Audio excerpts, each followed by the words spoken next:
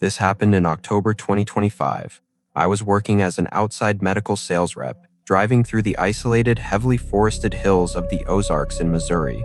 By 11 p.m., exhausted after a 14-hour shift, I pulled into the Blackwood Lodge, a rustic, dark timber hotel that looked like it hadn't been updated since the 1980s. The front desk was completely empty when I checked in, leaving my keycard on the counter with a sticky note bearing my name. I was assigned room 313 on the top floor. Walking down the dimly lit hallway, the floorboards creaked heavily under my feet. The air up there was freezing, smelling faintly of damp earth and rotting wood. I didn't see or hear a single other guest. It felt completely dead. By midnight, I was sitting at the desk, working on my laptop. Suddenly, the silence was shattered by a commotion down the hall. One paramedic was screaming into his radio, while the other was desperately trying to zip the bag all the way up. As they pushed the gurney past my door, the heart monitor on the cart let out a sharp, continuous screech. The paramedic turned, his face pale as chalk, and locked eyes with me through my door's peephole. "Lock your door. Do not look at the numbers," he yelled. Panicked, I backed away and slammed my deadbolt shut. The clock on my nightstand read 12:33 a.m. I sat on my bed, heart hammering in my chest. 3 distinct, heavy thuds echoed against my wooden door. I froze. I didn't move an inch. Exactly 3 minutes later. Louder this time. It felt like the door frame vibrated. I crept toward the door and looked through the peephole. Outside, the hallway light was flickering violently. Nobody was there. But as I backed away, I heard it. The door handle was slowly, deliberately pressing down. Then the strip of yellow light under my door vanished. Complete darkness swallowed the bottom gap, as if something impossibly wide was standing right against the outside of my door. It sounded like wet nails dragging slowly down the wood, inch by inch. I stood frozen for almost 45 minutes, my hand gripping the cold metal of my concealed carry pistol. The dread was suffocating.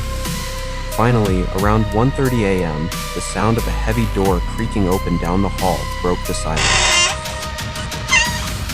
Then came a voice, low, raspy, muttering in a dialect. I couldn't comprehend.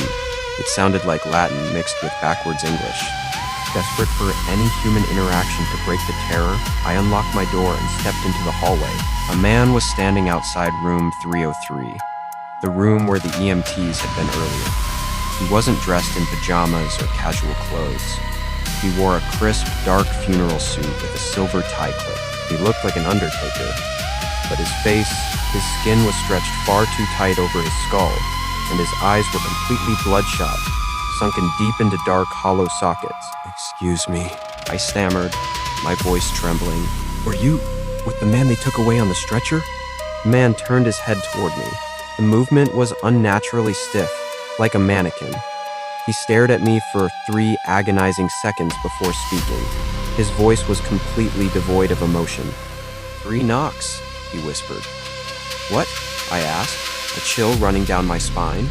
"They always knock 3 times," he replied, a slow, sickening grin spreading across his pale lips, revealing teeth that were stained dark. "The first set is to find you. The second set is to mark you. If you answer on the third, they don't leave alone." Before I could say another word, he turned, stepped into the dark stairwell, and vanished into the shadows. I didn't sleep a single second that night. At 7 a.m., I packed my bags, bolted downstairs, and slammed my room key onto the front desk counter. A middle-aged woman behind the desk jumped, startled. "Sir, is everything okay?" she asked. "No," I snapped, rubbing my exhausted eyes. "What happened in room 303 last night? The paramedics, the body bag, the man in the suit, what the hell is going on the 3rd floor?" "No," I snapped, rubbing my exhausted eyes. "What happened in room 303 last night? The paramedics, the body bag, the man in the suit, what the hell is going on the 3rd floor?" The woman stared at me, her brow furrowing in genuine confusion. She typed rapidly into her computer system. Sir, room 303 has been boarded up for renovate. Well, actually, it's been vacant for 3 months, she said, her voice dropping. No one has checked into that wing. In fact, you are the only guest staying on the entire 3rd floor. My blood ran ice cold. That's impossible, I stammered. Room 303. 3 doors from mine.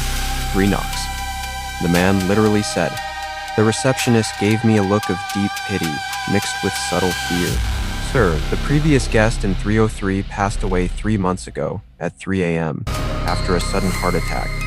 His family reported he kept screaming about someone knocking 3 times on his door before he collapsed. I didn't stay to hear another word. I threw my bags into my trunk and drove away as fast as my car could take me. It has been months since that night, but the nightmare never truly ended. I developed an obsessive fear of the number 3. Whenever I check into a hotel now, I refuse to stay on the 3rd floor in room numbers containing 3 or anywhere 3 doors away from an exit because I realized something terrifying. That night in Missouri, I heard 2 sets of 3 knocks.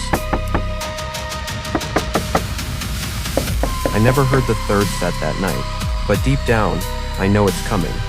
Wherever I travel, whenever darkness falls and the hallway outside my room grows dead silent, I lie awake in bed, staring at the door handle, praying with every cell in my body that I never hear those 3 dreadful thuds a 3rd time. Because if I do, I know what's waiting on the other side. The 3rd time is when we answer.